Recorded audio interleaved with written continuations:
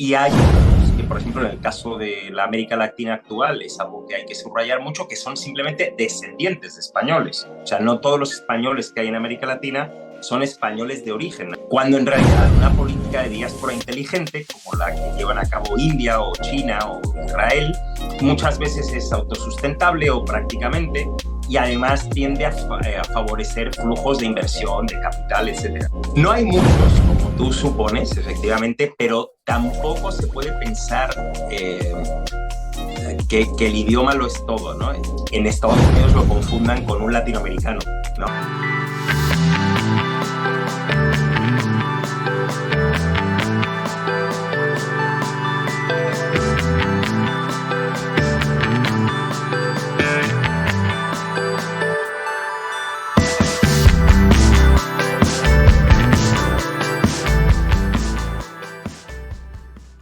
Hola y bienvenidos a otro episodio de mi canal de YouTube Español por Dentro.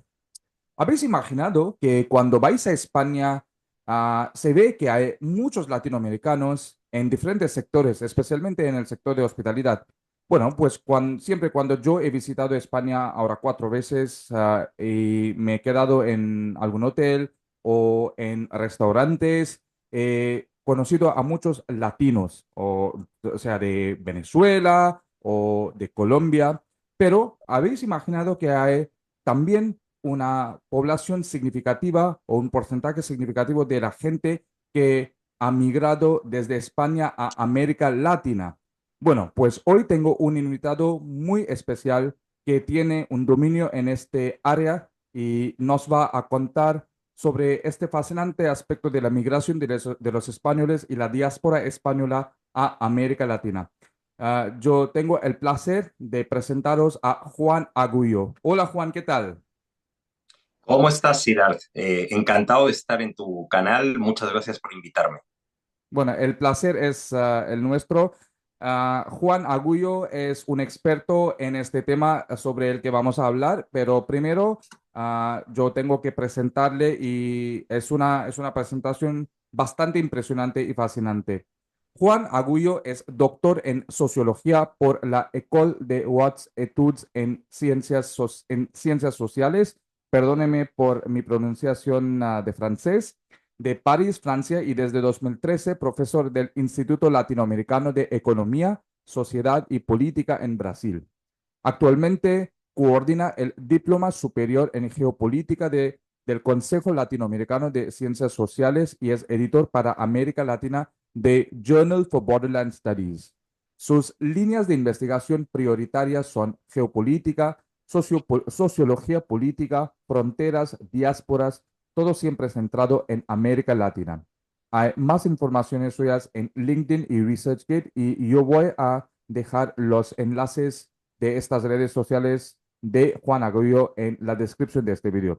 Bueno, después de hacer esta introducción tan fascinante, Juan, sobre todo, muchas gracias otra vez por estar aquí.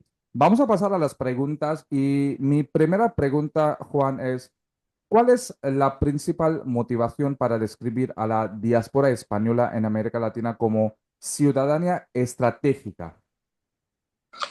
Bueno, la misma que hay para definir como estratégica la diáspora china a la India o a la Filipina, ¿no? En realidad hay casi 3 millones de españoles viviendo fuera de España, de los cuales más o menos 1,5 millones, la mitad en América Latina, y eso para un país de 49 millones de habitantes como España, que es muy pequeñito en comparación a India, eso sí, es Ujú. muchísimo, ¿no? Porque en realidad en términos españoles equivale a la quinta comunidad autónoma, que es el equivalente en India a los estados, y en términos de ciudades españolas es un número que está solo por detrás de Madrid e incluso por delante de Barcelona. No hablo de áreas metropolitanas, hablo solo de la ciudad, ¿no? Y proporcionalmente, fíjate, fui a buscar el dato, hay más españoles viviendo fuera de España que indios viviendo fuera de India. Y además es una tendencia histórica. O sea, cualquier país serio e inteligente la aprovecharía, claramente, como lo hacen otros, ¿no? Pero el problema es que España no lo aprovecha. O sea, invierte poco, tiene poca conciencia incluso de su diáspora, o una conciencia muy difusa en todo caso. Así que en realidad se puede hablar de ciudadanía estratégica porque es potencialmente estratégica, no porque realmente España lo aproveche. Qué bien. Y siempre me fascina, Juan, aprender la historia de un fenómeno, ¿no? O un tema. Así que, ¿qué factores históricos han impulsado los movimientos migratorios españoles hacia América Latina? Bueno, en realidad los españoles llevan emigrando, hay una corriente de migración de españoles hacia América Latina, a veces más fuerte, a veces más débil, pero que tiene cerca de 500 años prácticamente, ¿no? Entonces, las razones realmente son variadas, son múltiples, ¿no? Pero yo creo que en casi todas las épocas ha habido un denominador común, ¿no? Que es la búsqueda de oportunidades o la falta de ellas también en España, ¿no? Y más allá de eso, pues los españoles en realidad llevan 5 siglos huyendo del hambre, huyendo del desempleo, huyendo de riquezas administrativas, de persecuciones religiosas y de persecuciones políticas también, ¿no?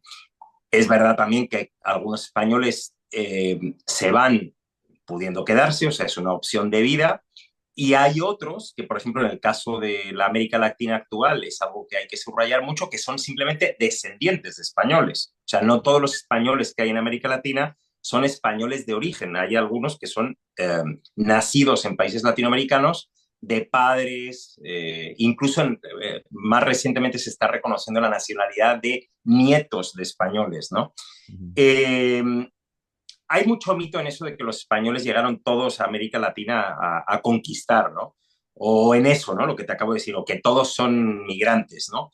Eh, Históricamente hablando hubo colonización, eso está clarísimo, ¿eh? Guste o más en España, y ahora, por ejemplo, las grandes empresas obviamente no llegan a buscarse la vida, pero el ciudadano de a pie sí, ¿no? Y América Latina es un terreno muy fértil en realidad, sobre todo en el último medio siglo, de los años 70, 80 del siglo XX para aquí, pues los españoles que vienen para América Latina pues suelen estar muy bien calificados, ellos encuentran opciones de vida que en España le costaría mucho más, son países, los latinoamericanos, culturalmente afines, y al viceversa, a los países latinoamericanos les interesa porque es un flujo pequeño, pero bastante consistente, de personas muy cualificadas, de mano de obra cualificada, que contribuye al desarrollo, al crecimiento, a sectores estratégicos, ¿no? A veces sectores de gestión empresarial, de educación, ¿no? Es decir, que realmente tiene un interés objetivo también para las dos partes, ¿no? Qué bien, qué fascinante. Y mi siguiente pregunta, Juan, es ¿de qué manera la doble nacionalidad, ¿no? influye en las relaciones entre España y los países latinoamericanos? Porque te pregunto también porque hace poco yo estuve en Francia por una conferencia y pues conocí a nuevos amigos y uno de ellos era colombiano y tenía, si no me equivoco, casi tres o cuatro nacionalidades. Tenía uno de su país, uno de España, y uno creo que de Estados Unidos también. Así que, y siempre me decía que, que usa el que más le conviene, depende de la situación, ¿no? Así que por eso también te pregunto, te hago esta pregunta, ¿no? De la doble nacionalidad. ¿Cómo influyen las relaciones entre España y los países latinoamericanos?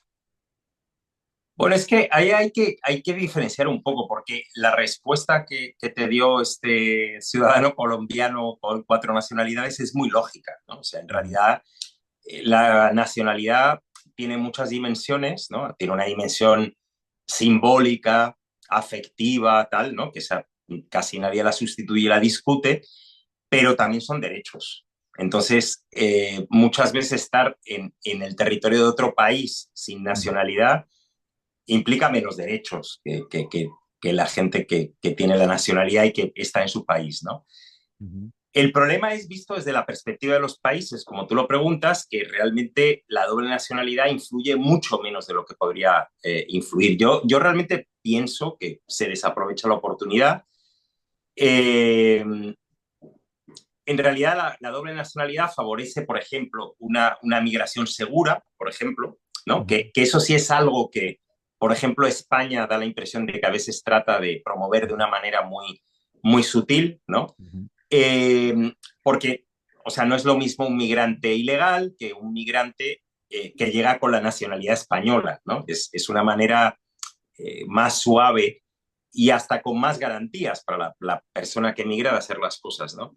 ujú. En América Latina, la nacionalidad española, tristemente, porque muchas veces no va más allá de eso, se limita al pasaporte, ¿no? El pasaporte español es uno de los que más puertas abre en el mundo, realmente. Creo que es el segundo o tercero mejor calificado de los pasaportes del mundo en este momento, que más o menos uno de los indicadores básicos es a cuántos países se puede entrar sin visa y esas cosas. Entonces, el hecho de estar en la Unión Europea favorece mucho, de tener cierto prestigio, tal, ¿no? Porque no todos los de la Unión Europea están igual clasificados, pero el pasaporte español está muy bien clasificado. Entonces, al latinoamericano, por ejemplo, le permite viajar a Estados Unidos sin una visa realmente, ¿no? Y eso es quebrar una barrera, una frontera que de otra manera sería muy complicado, ¿no? Entonces, ese uso es muy común en América Latina, ¿no? Pero en realidad un poco ahí acaba todo, o sea, la cuestión de la migración, la cuestión de viajar con más tranquilidad por el mundo, y yo creo que España no aprovecha mucho esas dobles nacionalidades porque tiene una concepción muy jurídica, muy estática, muy poco flexible de las cosas, ¿no? O sea, en el fondo no hay conciencia del potencial que tiene la diáspora, que tienen tantas personas que tienen doble nacionalidad. Y siempre me ha dado la impresión de que en realidad en España las personas más conscientes de eso temen que una política más activa a ese nivel eh, pueda costar muy caro a los contribuyentes, ¿no? Cuando en realidad una política de diáspora inteligente, como la que llevan a cabo India o China o Israel, muchas veces es autosustentable o prácticamente, y además tiende a favorecer flujos de inversión, de capital, etcétera, ¿no? Así que yo realmente creo que se debería aprovechar mejor, no se aprovecha tanto la doble nacionalidad y la diáspora a grandes Claro, rasgos, ¿no? claro, claro, claro. Bueno, mi siguiente pregunta para ti, Juan, es ¿qué beneficios políticos o económicos obtienen los gobiernos al facilitar la nacionalidad a la diáspora española? Bueno, España y los países de América Latina históricamente siempre se han conseguido beneficios mutuos. Antiguamente se consideraban países hermanos que tenían un pasado común y eso, por ejemplo, aceleraba mucho los procesos de naturalización a uno y otro lado, las dobles nacionalidades, ¿no? Pero incluso eso está cambiando un poco, ¿no? Debido sobre todo a las restricciones que a España le impone la Unión Europea y muchas de sus políticas comunes, Ujú, porque a lo mejor resulta que Francia o Gran Bretaña no quieren tener el mismo tipo de política en relación a sus antiguas colonias, ¿no? Entonces eso genera más inflexibilidad y España se ve obligado a aplicarlo. Por ejemplo, eh, no sé, España ya pide visado incluso turista a más de un país latinoamericano. Eh, y eso era inconcebible hace 40 o 50 años, ¿no? Eso no se le hacía a un país hermano, ¿no? Eh, el tema de otorgar la nacionalidad en realidad tiene que ver más con reciprocidad, ¿no? A los latinoamericanos esto les sirve mucho para sus diásporas, por ejemplo. Les sirve mucho a los colombianos, a los argentinos, a los dominicanos, a los peruanos que están en España porque les concede derechos, ¿no? Que es de lo que he estado hablando antes, ¿no?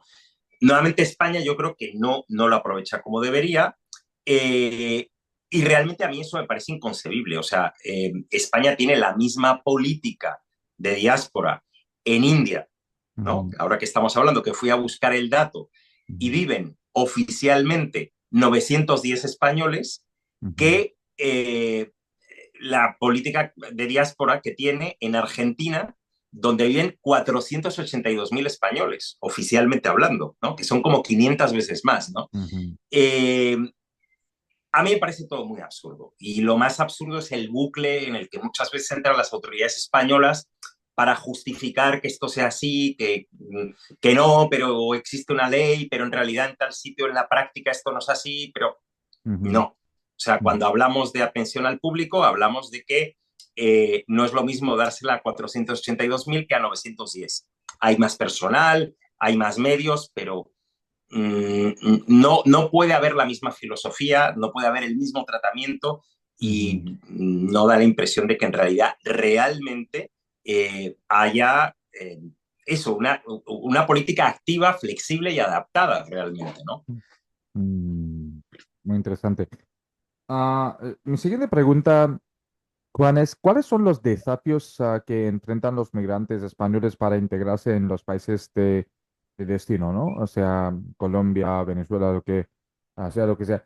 Te pregunto porque, bueno, la lengua es un aspecto o un obstáculo muchas veces, ¿no? Para los migrantes, pero en este caso, como América Latina habla español, así que no me imagino que, que tenga tantas dificultades, ¿no? Pero me imagino también que pudiera ser otro tipo de desafíos, así que cuéntanos un poco sobre este aspecto. No hay muchos, como tú supones, efectivamente, pero tampoco se puede pensar que el idioma lo es todo, ¿no?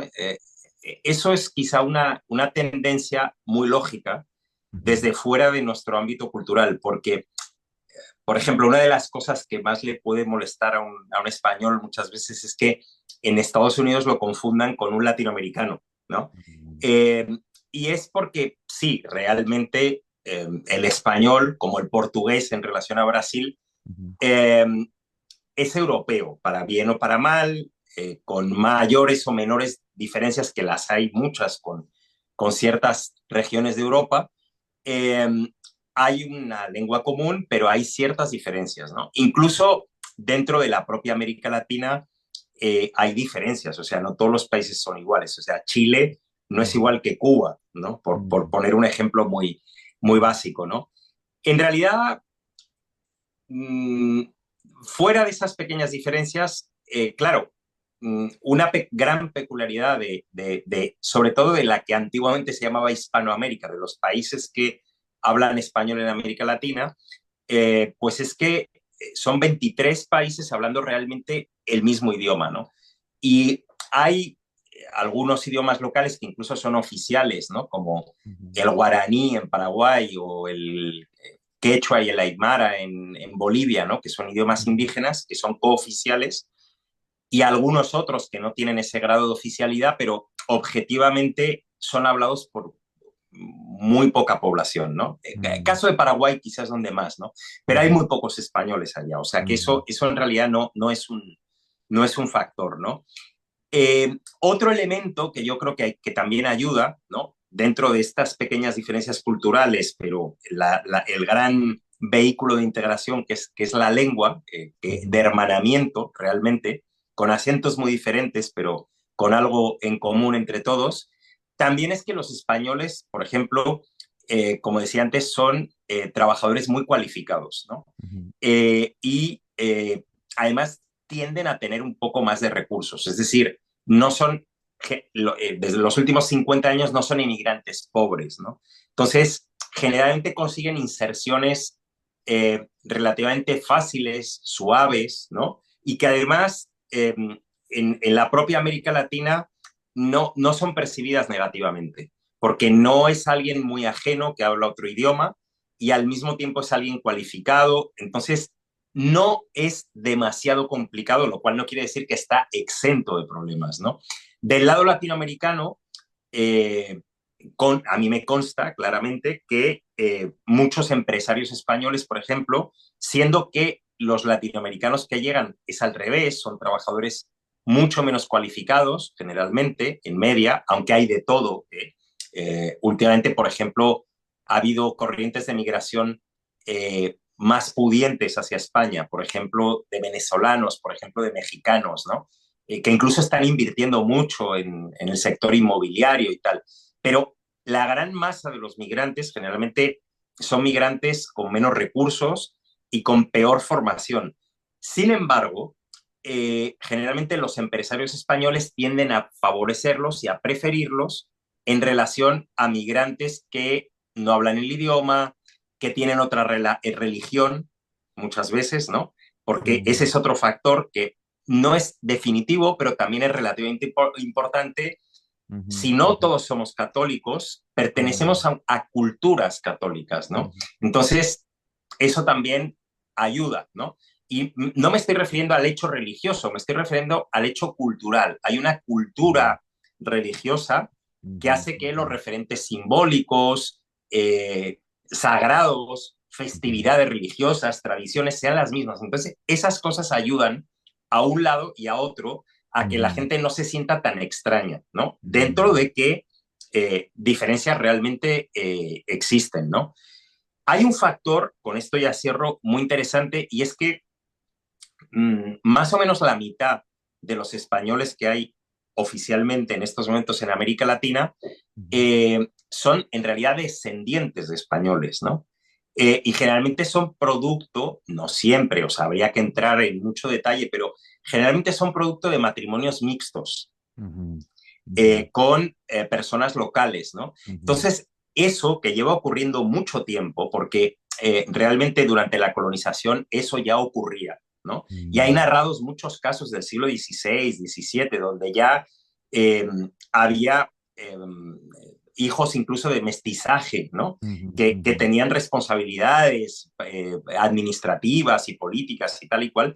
Eso siempre favoreció mucho la integración. Y hoy en día, por ejemplo, es una de las cosas que yo creo que España desperdicia, porque ese tipo de no es emigrante, ese tipo de ciudadano español en América Latina está muy integrado en la sociedad.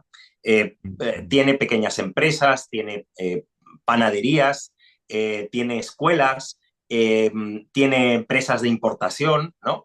Y eso es lo que España no aprovecha y sin embargo le da una penetración que es muy difícil que incluso un emigrante español más reciente tenga, porque un emigrante más reciente normalmente es un asalariado, aunque sea un asalariado cualificado. Pero este tipo de ciudadano español en América Latina permitiría otro tipo de juego y otro tipo de posibilidades que España ignora.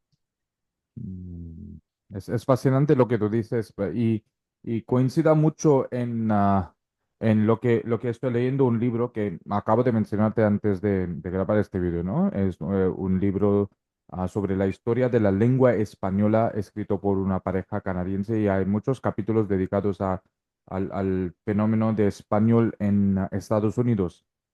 Y lo que tú dices también, ¿no? Que hay más españoles que son productos de matrimonios de razas mixtas, Mixtos. ¿no? Sí, claro. Y eso me fascina mucho. Y yo creo que es como, esto crea como digamos en inglés, como un melting pot de diferentes culturas y diferentes razas, ¿no? Así que es muy fascinante lo que mencionas tú.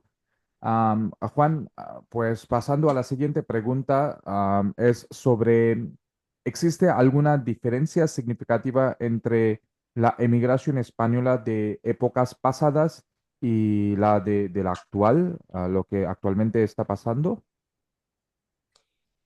Desde el punto de vista de la diáspora, no, en realidad Ujú, no. España nunca ha tenido políticas muy activas y sobre ujú, todo continuistas, ¿no? En relación a su diáspora. Ha cambiado mucho según el momento histórico, ¿no? ujú, En España sigue existiendo una idea muy territorial de ujú, la ciudadanía. ujú, En España no solo hay centralismo, sino que hay territorialismo, ¿no?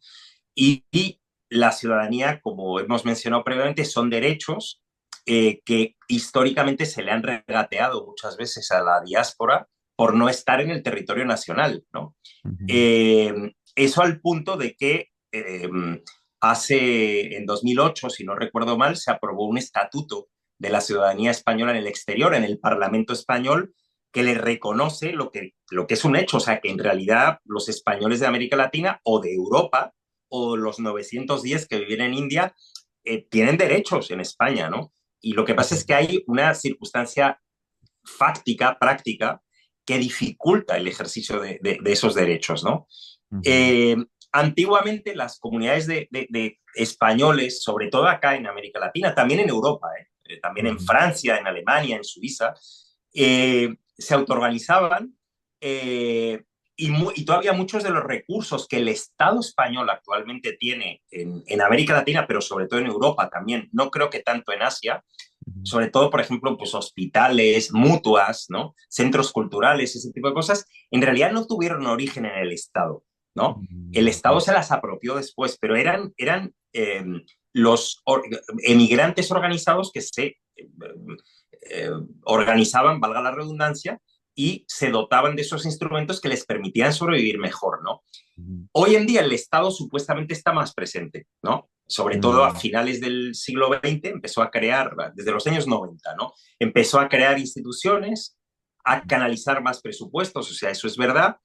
Eh, Aunque España gasta una tercera parte más o menos de lo que Francia gasta en sus ciudadanos, en el gasto por eh, ciudadano en el exterior, no se puede negar que está presente. O sea, eso tampoco es lo que se está diciendo, ¿no? Lo que se discute un poco es la efectividad de ujú, esa presencia. Gasta relativamente poco, gasta desordenadamente, no se abre a ideas y a posibilidades más frescas, no se adapta a los tiempos, sigue muy apegada a la idea de territorio, ¿no? O sea, hay algo que no está funcionando muy bien en realidad, ¿no? ujú. Bueno, pues sí. Y mi siguiente pregunta es, ¿cómo se compara la experiencia de la diáspora española en diferentes países de América Latina? Porque, claro que mencionaste hace poco bueno, pues la migración en Cuba, por ejemplo, puede ser un poco diferente, o de los desafíos en un país como Cuba pueden ser diferentes a los de en Colombia o en otro país, ¿no? Así que cuéntanos un poco sobre si existen una diferencia en la experiencia, ¿no? de la diáspora española en diferentes países. Yo creo que hay diferencias, Ujú, eh, pero puede ser que al final pesen un poco más las semejanzas, ¿no? Eso ujú, es un poco subjetivo, ¿no? ujú, No sé, por empezar por algo muy obvio, del millón y medio de españoles que viven en América Latina, creo que solo un 10% prácticamente, o ujú, ni siquiera llega a un 10%, viven en países que no hablan español, ¿no? ujú, El más grande, obviamente, es Brasil, y luego varias islas del Caribe que tienen el inglés o el francés como lengua vehicular. Pero en realidad el 90% vive en países que hablan español. Entonces eso ya ayuda mucho, ¿no? ujú, Luego está, bueno, un poco lo que has dicho tú, niveles de desarrollo, ¿no? Esto pues no es lo mismo vivir en México, en Chile o en Brasil que en Cuba o en Nicaragua, ¿no? Por ujú, razones obvias, ¿no? Hay hasta o sea, razones geográficas, climáticas, ¿no? ujú, Eh, el Caribe o vivir en el cono sur, bueno, tiene un invierno muy frío, por ejemplo, y si se vive muy, muy al sur, ujú, pues es muy, muy frío, ¿no? Entonces, sí, ujú, hay ciertas diferencias, ¿no? Eso es obvio, ¿no?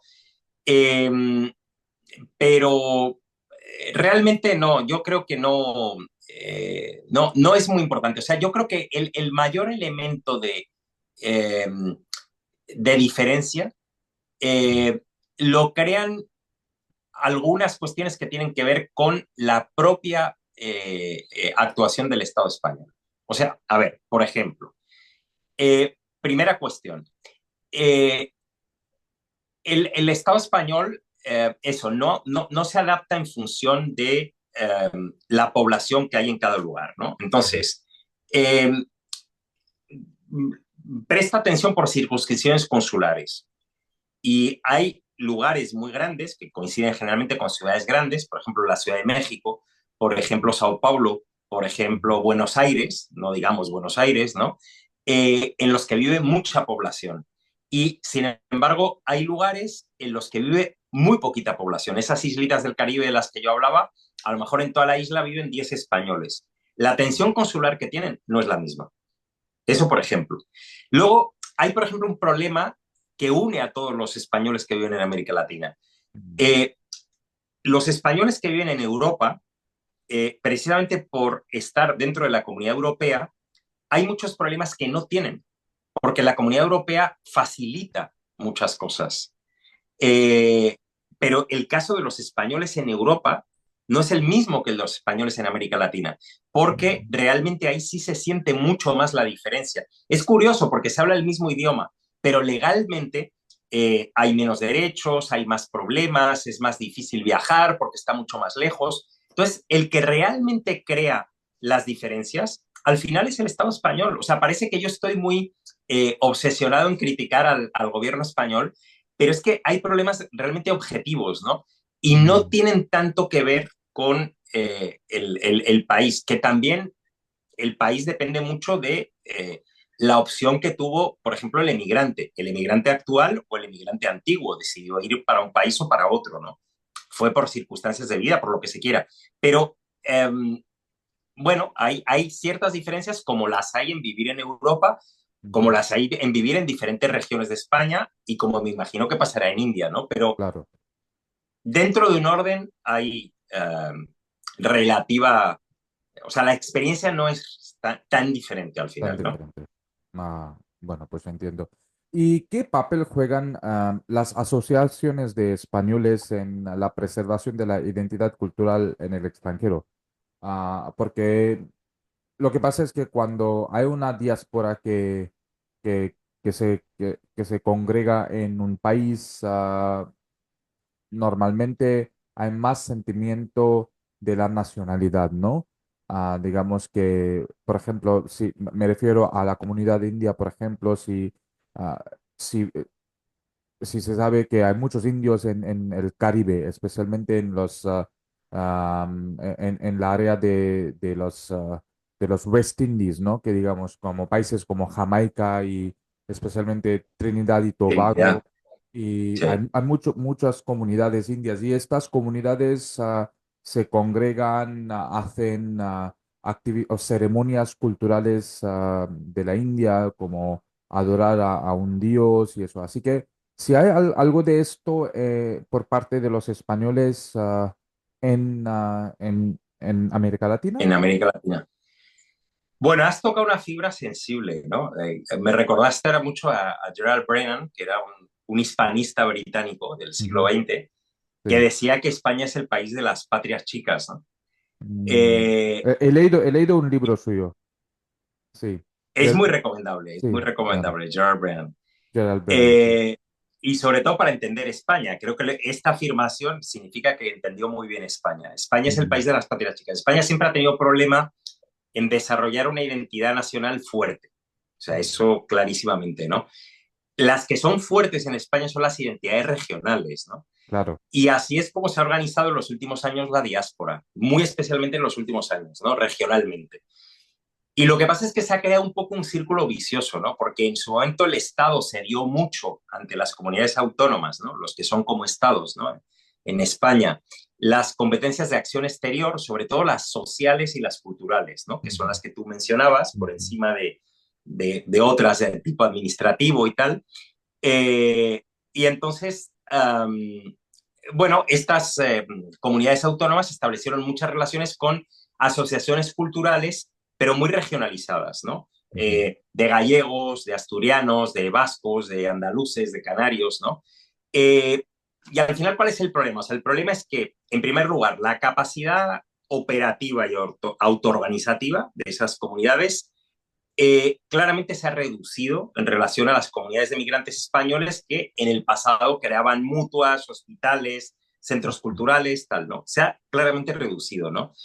Eh, y además es que al final el problema es que en ese esquema lo que se acaba diluyendo es que por encima de ser gallegos, de ser asturianos, de ser canarios, lo que hay son problemas en común entre todos, ¿no? Eh, y de hecho hay muchos más problemas en común entre los españoles que están fuera, que así fragmentan su potencial, que con las regiones de origen, Galicia, Asturias, tal, no sé qué, que paradójicamente son en las regiones en las que se vota. Y además se ujú, vota en las elecciones ujú, por candidatos a los que no se conoce y que no se ocupan de la realidad del migrante, porque no hay, a diferencia de otros países europeos y no europeos, diputados, senadores, representantes en España. Hay otros representantes intermedios, pero no tienen la fuerza que tiene un diputado o que tiene un senador para negociar intereses específicos. Entonces, realmente esas asociaciones, la respuesta a tu pregunta es, ¿defienden o reproducen o ayudan a canalizar una identidad? Sí, pero regional, pero se han convertido en un problema en relación a a la defensa de otros intereses y están un poco en un círculo vicioso del que es difícil salir, ¿no? Y que es parte también del problema. Interesante. Y mi siguiente pregunta, Juan, es sobre qué ejemplos concretos de políticas públicas demuestran la importancia de esta ciudadanía estratégica. Yo creo que ninguno o casi ninguno, ¿no? Más bien al contrario, ¿no? Ujú, Eh, bueno, en lo más básico, por ejemplo, que es la atención consular, que es lo mínimo ujú, de todo país, España, fíjate, gasta una tercera parte de lo que gasta Francia por cada ciudadano en el exterior, más o menos la mitad que Italia, y ujú, una cuarta parte de lo que gasta Portugal. ujú, Y luego, además, lo que te contaba antes, el sistema este de circunscripciones consulares, ¿no? ujú, eh, hace que el sistema de atención sea poco dinámico, eh, el servicio público que se presta, sobre todo en las ciudades, en las circunscripciones, en realidad, más que en las ujú, ciudades más grandes, eh, es problemático porque falta personal, los trámites son engorrosos, la digitalización es muy primaria, de las quejas olvídate, ¿no? Y añádele, por ejemplo, que España tiene un sistema de seguridad social muy territorializado, ¿no? ujú, Lo cual es bastante anticuado, por ejemplo, en relación a Francia, o sea, no estoy hablando en relación no, a un país vecino como ujú, Francia, ¿no? Y yo creo que el gran miedo es como que no vaya a salir dinero de España, por ejemplo, para pagar pensiones para los españoles que viven fuera, ¿no? Porque ujú, además está siempre esta idea territorializada de que al final el español de fuera va a reclamar de España y va a querer regresar a España siempre. ujú, Y ujú, no entra en la cabeza la idea de que son comunidades muy instaladas y que ujú, el interés muchas veces de los migrantes no es regresar, es ujú, disfrutar de sus derechos, ¿no? Eh, en realidad esto no tiene sustento. O sea, por ejemplo, en el caso de Francia, los franceses pueden aportar a la seguridad social y ujú, poder cobrar sus pensiones en euros y tener una vida cuando se retiran, pues con mucho mejor bienestar de lo que tienen en monedas más débiles como las monedas latinoamericanas, ¿no? ujú, Eh, de hecho, muchos no tendrían ningún problema en poner dinero, ¿no? Pero España no moderniza eso y a cambio canaliza fondos de forma muy fragmentada, no siempre es muy transparente. Y bueno, ya de cosas como fomentar inversiones, ayudar a inversiones, ¿no? Cosas como lo que hace China, que a mí me parece muy ejemplar a ese respecto con su diáspora. El caso indio lo conozco un poco menos. ujú, Eso ni hablar, o sea, es que no existe en la cabeza, yo creo que de los ujú, policymakers españoles, ¿no? ujú, Y luego está la dimensión ya más política, ¿no? Que era ujú, la que te decía antes. O sea, los 3 millones de españoles en ujú, un país de 49 no ujú, tenemos diputados, no tenemos representantes, ¿no? ujú, Votamos por personas que viven muy lejos y que no ujú, conocen en realidad las problemáticas específicas que tenemos, ¿no? Hace años hubo un proyecto para cambiar eso y eso fue cortado de raíz desde dentro de España, ¿no? Yo ujú, creo que en España se conoce muy poco la diáspora, se sabe que existe, pero hasta de momento se le tiene un poco de miedo y ujú, se la prefiere sometida a subsidios, a ujú, pesar del potencial que en realidad tiene. No se confía en ella, no se la considera, ¿no? ujú, Me parece absurdo, porque realmente creo que podría realmente ser muy beneficioso para los españoles que viven fuera, pero también para España y también para los ujú, países de origen. Es decir, se podría crear una ujú, comunidad de intereses con raíces muy profundas, porque en realidad las relaciones que existen entre España y América Latina son muy profundas. O sea, ujú, hay muchas personas que tienen familia por encima ujú, del migrante, que tienen ujú, familia al otro lado. Ujú, del Océano Atlántico, ¿no? Eso mm, es extremadamente común, por ejemplo, que personas en España tengan familia en Cuba, en Argentina, ¿no? En México, ¿no? ujú, Eh, ujú, ha sido tan constante esa relación histórica que eso no se ha diluido con el tiempo, no ha desaparecido por completo. mm. Entonces, desaprovechar eso es una locura, me parece. Claro, claro, que me imagino, sí. Muy fascinante lo que tú dices. Y bueno, estamos ya hacia el final de esta entrevista, de esta charla, ¿no? Tan fascinante contigo, Juan. Y la última pregunta es, ¿cuál es el impacto cultural de esta diáspora en las sociedades latinoamericanas que la acogen? Yo creo que es grande, pero se ve poco, ¿no? Depende también un poco del país del que estemos hablando, ¿no? Ujú, Eh, pero no, realmente creo que el impacto es grande sobre todo porque suceden dos cosas, ¿no? O sea, por una parte, el sustrato cultural histórico que hay es grande ujú, y hay un sustrato común y lo más interesante y lo más rico del asunto es que hay pequeñas diferencias, que son diferencias importantes de matiz, ¿no? Estoy, por ejemplo, pensando en un país tan culturalmente fuerte como México, por ejemplo. ujú, México es muy mestizo, ¿no? ujú, México tiene un elemento hispánico muy fuerte y tiene un elemento propio muy fuerte, ¿no? Y eso favorece mucho un tipo de relación muy rica, porque el español se puede insertar en algo que reconoce, ujú, que es lo mismo que le sucede al mexicano cuando va a España, ¿no? Y al mismo tiempo tiene un diferencial que permite aportar dentro de un entorno cultural que es parecido. A veces puede haber choques, pero en general termina siendo muy armónico. Eh, ujú, es un mestizaje que dura siglos ya, ¿no? Entonces, eso también de alguna manera ocurre en otros países como Colombia, con ujú, sus tratos culturales fuertes y antiguos, ¿no? Como Perú, por ejemplo, ¿no?